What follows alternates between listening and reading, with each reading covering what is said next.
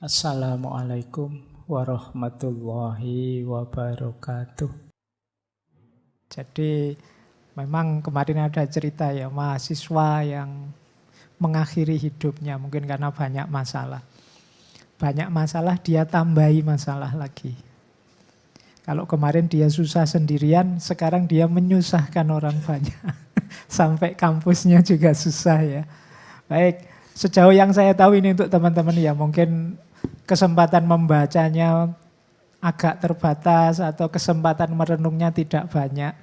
Sejauh yang saya baca dari filosof manapun, apakah itu Barat, apakah Timur, apakah itu Nietzsche, apakah itu Albert Camus, apakah itu Imam Ghazali, Ibnu Rus, tokoh sosiolog, psikolog manapun, tidak ada satupun yang bilang bahwa mengakhiri hidup itu solusi. Hampir semuanya bilang itu masalah, itu problem. Jadi teman-teman mungkin terbatas bacaannya, terbatas waktu berpikirnya, pokoknya percaya saya saja. Sejauh yang saya baca dari para filosof itu, mengakhiri hidup tiba-tiba itu masalah.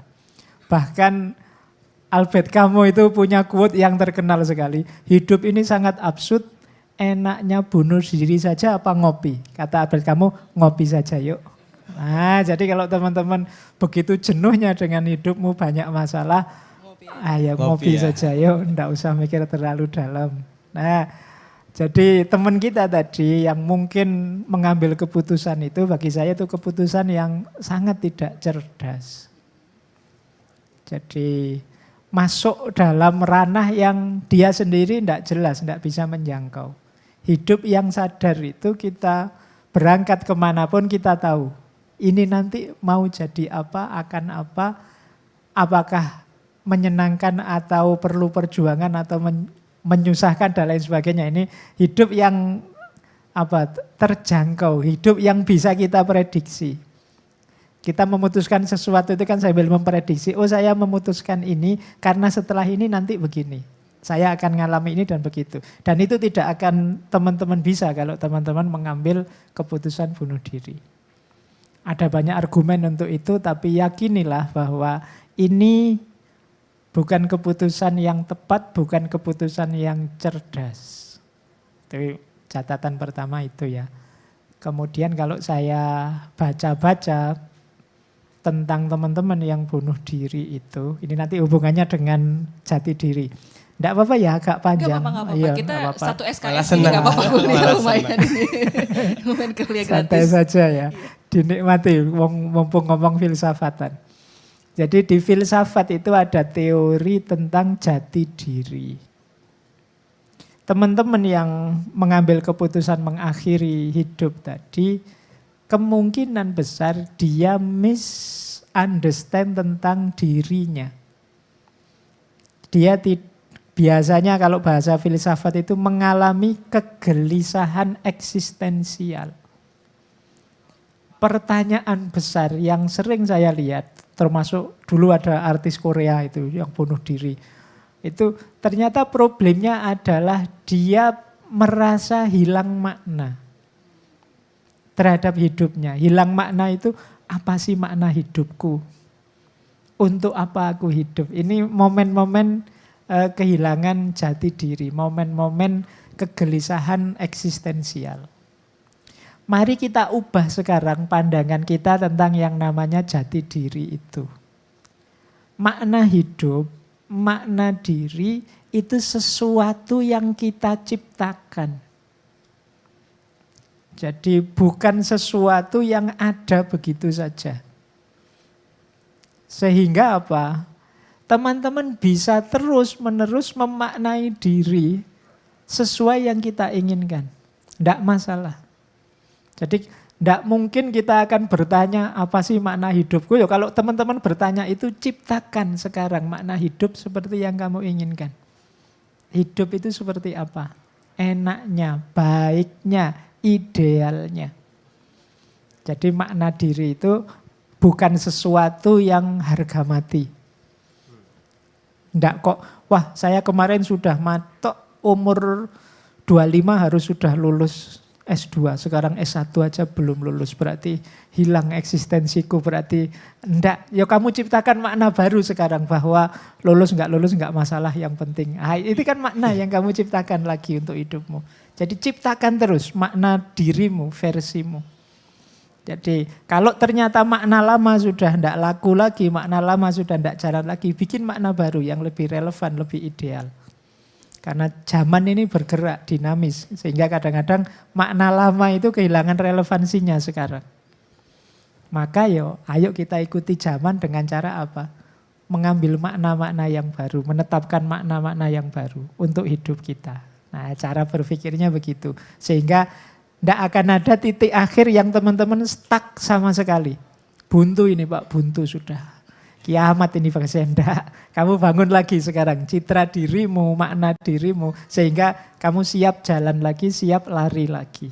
Ya, mikirnya begitu Mas Nur, Mbak Dita. Ya, tadi menarik tuh Bapak bilang bahwa para filosof itu nggak menyarankan untuk bunuh diri. Yeah. Tapi dari pembacaan saya gitu kan, mungkin dari filsafat barat kali ya. Hampir kebanyakan mereka tuh kayak menganggap manusia tuh dengan sudut pandang negatif. Misalnya kayak Descartes menganggap ketika kita tidak dikenal, kita akan merasa bahagia. Ketika kita dikenal, kita merasa sedih gitu kan. Terus ada juga istilah homo homini lupus. Manusia saling memangsa gitu kan ya. Terus Sartre bilang orang lain adalah neraka. Terus Schopenhauer bilang manusia adalah menderita gitu. Jadi ketika memandang manusia itu adalah sebuah penderitaan, ketika disambungin ke bunuh diri kayaknya nyambung, tapi para filosof sendiri nggak menyarankan untuk bunuh diri, itu bisa dijelasin nggak? Jadi itu yang saya sebut tadi ya, itu makna-makna yang diberikan oleh para filosof untuk hidupnya. Sartre misalnya bilang, orang lain itu neraka. Arahnya kemana? Aku ingin bebas. Gimana caranya orang lain itu tidak terlalu merecokiku. Atau mungkin seperti Nietzsche misalnya. Kita itu harus hidup dengan mentalitas Tuan, jangan mentalitas budak misalnya. Nah, ini makna. Apakah Nietzsche pasti benar atau Sartre pasti benar? Bisa saja ada titik-titik di mana pikiran mereka tidak relevan. Tapi itulah makna hidup yang mereka berikan untuk hidupnya. Jadi ini kan paling tidak dengan berani memberikan makna hidup, itu mereka ini siap hidup. Orang yang tidak berani memaknai hidup kan ya tidak siap hidup. Jadi banyak mungkin yang bunuh diri tadi itu siap mati, tidak siap hidup.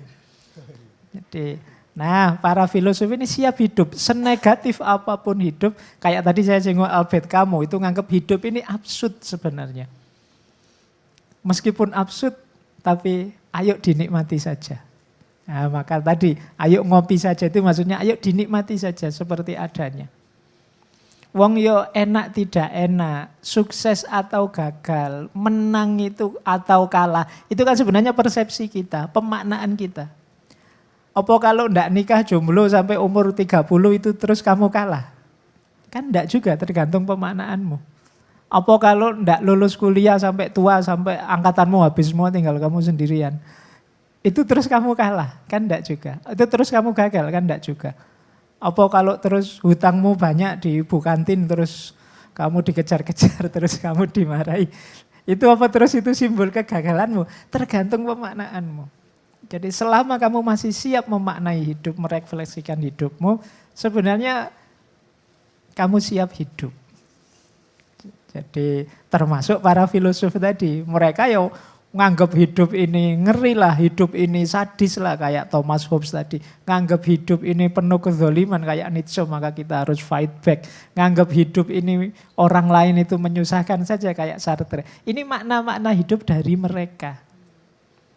Setidaknya ketika mereka memaknai hidup, mereka siap hidup. Jadi tidak untuk mati. Nah kayak gitu Mas Nur. Ini saya tahu nih makna hidupnya Mas Hadi. Kalau orang lain bisa, kenapa harus saya? Gitu.